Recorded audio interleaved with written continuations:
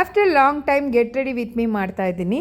ಈ ಸ್ಯಾರಿನ ನಾನು thread and tiles 25 ಅನ್ನೋ ಪೇಜ್ ಕಡೆಯಿಂದ ತರಿಸ್ಕೊಂಡಿದ್ದೀನಿ. ಇದಕ್ಕೆ ನಾನು ವೈಟ್ ಕಲರ್ ಬ್ಲೌಸ್ನ ಕಾಂಬಿನೇಷನ್ ಆಗಿ ವೇರ್ ಮಾಡ್ತಾ ಇದ್ದೀನಿ.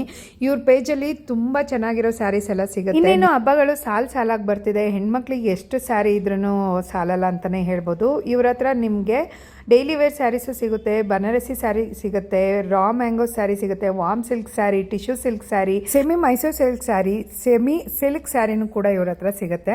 ನಾನು ಇವತ್ತು ನವರಾತ್ರಿ ಕೊನೆ ದಿನ ಇತ್ತಲ್ವ, ಇವತ್ತಿನ ದಿನ ಪಿಂಕ್ ಕಲರ್ ವೇರ್ ಮಾಡಬೇಕಾಗಿತ್ತು.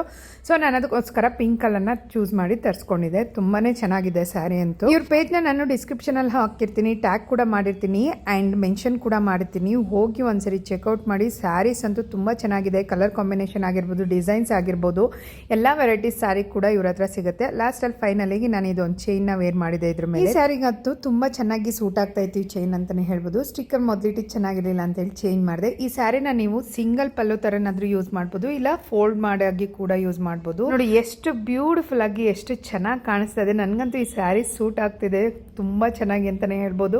ಸೊ ಈ ಥರನೂ ಕೂಡ ವೇರ್ ಮಾಡ್ಬೋದು. ಅವ್ರ ಐಡಿನ ಮೆನ್ಷನ್ ಮಾಡಿರ್ತೀನಿ. ಅವ್ರ ಪೇಜ್ನ ಒಂದ್ಸರಿ ಚೆಕ್ಔಟ್ ಮಾಡಿ. ತುಂಬ ಅಫೋರ್ಡಬಲ್ ಪ್ರೈಸಲ್ಲಿ ಕ್ವಾಲಿಟಿಯಾಗಿ ಸೀರೆ ಸಿಗುತ್ತೆ. ಮೋರ್ ವಿಡಿಯೋಸ್ಗಾಗಿ ಫಾಲೋ ಮಾಡೋದನ್ನು ಮರಿಬೇಡಿ. Thanks for watching my videos.